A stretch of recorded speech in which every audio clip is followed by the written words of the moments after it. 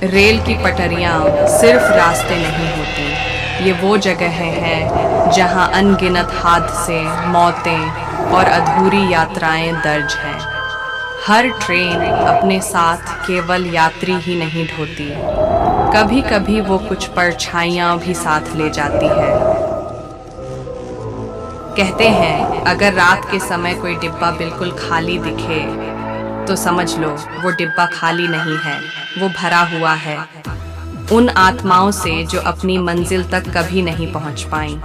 आज की दास्तान भी एक ऐसे ही खाली डिब्बे की है जो जिंदा यात्रियों की यात्राएं अधूरी छोड़ देता है।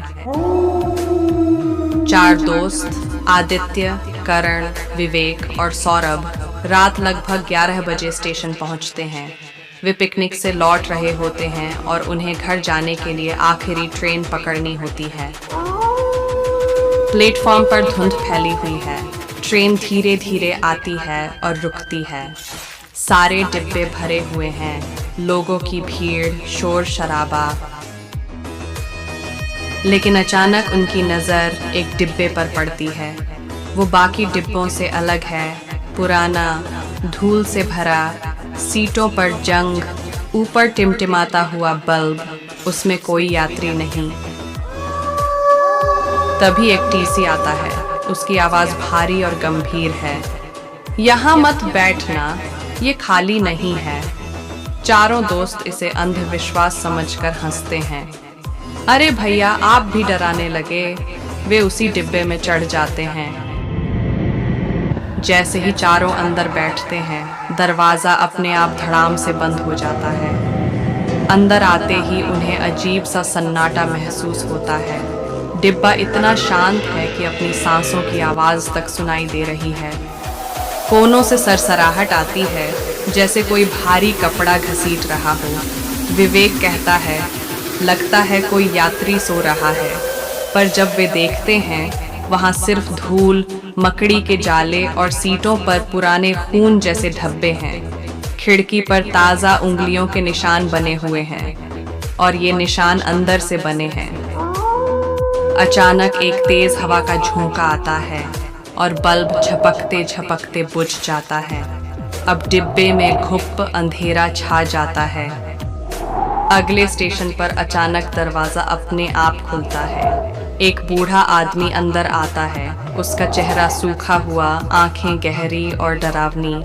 वो धीमी आवाज़ में कहता है, ये डिब्बा जिंदा लोगों के लिए नहीं है। दोस्त हंस पड़ते हैं, लेकिन बूढ़ा उनकी हंसी नज़रअंदाज करता है। वो बताता है, सालों पहले इसी ट्रेन का एक डिब्बा पटरी से उतरा था। सैकड़ों यात्री जलकर राख हो गए। तब से यह डिब्बा हर रात आता है, उनकी अधूरी यात्राएं पूरी करने के लिए। फिर वो चेतावनी देता है, अगर इस सफ़र में कोई तुम्हारा नाम पुकारे तो जवाब मत देना। इतना कहकर वो अगले ही पल डिब्बे से उतर जाता है। दरवाज़ा फिर से अपने आप बंद हो जाता है। अब अजीब घटनाएं शुरू होती हैं। सीटें अपने आप दबने लगती हैं, जैसे कोई अदृश्य यात्री आकर बैठ गया हो। हवा में सड़ते मांस और राख जैसी गंध भर जाती है। अचानक चारों को फुसफुसाहट सुनाई देती है। आदित्य, विवेक, सौरभ कांप कर कहता है, भाई, किसी ने मेरे कान में मेरा नाम लिया। सब डरे हुए चारों ओर देखने लगते हैं। आदित्य खिड़की से बाहर देखता है, लेकिन वहाँ स्टेशन नहीं है। बाहर टूटी पटरियाँ, जले हुए डिब्बे और राख में बदल चुके शव दिखाई देते हैं। अब उनके सामने वाली सीट पर एक धुंधली परछाई उभरने लगती है। वो धीरे धीरे स्पष्ट होती है। झुलसा हुआ चेहरा, बिना होंठों के मुंह और आंखों में खाली अंधेरा। वो बिना होंठ हिलाए बोलती है, तुम लोग मेरी सीट पर बैठे हो। चारों दोस्त सन्न रह जाते हैं। अब डिब्बा उनके दिमाग से खेलने लगता है। करण खिड़की में अपने घर का दृश्य देखता है। उसकी माँ बाहर खड़ी पुकार रही है, बेटा जल्दी उतर आओ। आदित्य को उसका बचपन का मरा हुआ दोस्त दिखता है, चल खेल अधूरा है। सौरभ को अपनी मृत दादी की आवाज़ सुनाई देती है, बेटा उतर जाओ। देर हो जाएगी। विवेक अचानक महसूस करता है कि किसी ने उसकी गर्दन पकड़ ली है और गला घोंट रहा है। उनकी चीखें डिब्बे में गूंजने लगती हैं। खिड़की से बाहर का दृश्य बदल जाता है। ट्रेन अब किसी सुनसान गांव से गुजर रही है। हर घर जल रहा है।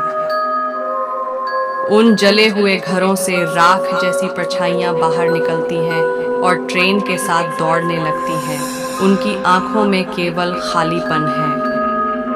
चारों दरवाजा खोलने की कोशिश करते हैं, लेकिन सब अंदर से बंद हो चुके हैं।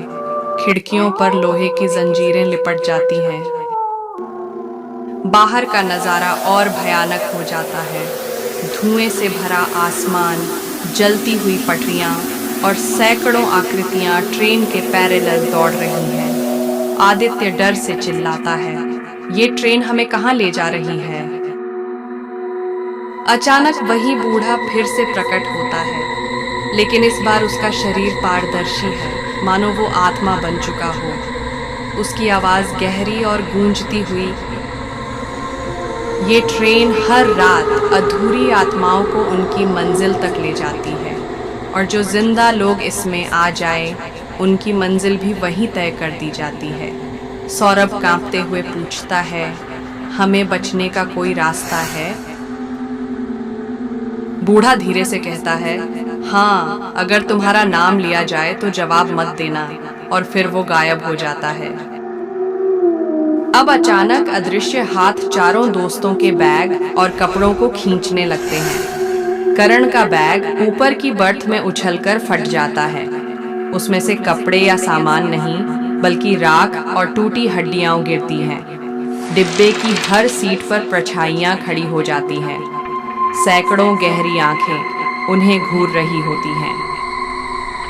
सब परछाइयां एक साथ नाम पुकारने लगती हैं, धीरे धीरे और फिर तेजी से।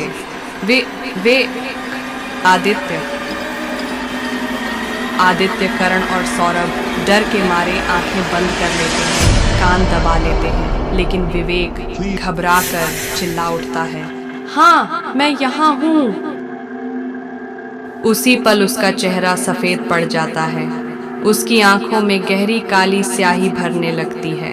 उसका शरीर सीट में धंस जाता है, मानो वो भी उसी डिब्बे का हिस्सा बन गया हो। बाकी तीन दोस्त चीखते हुए बेहोश हो जाते हैं।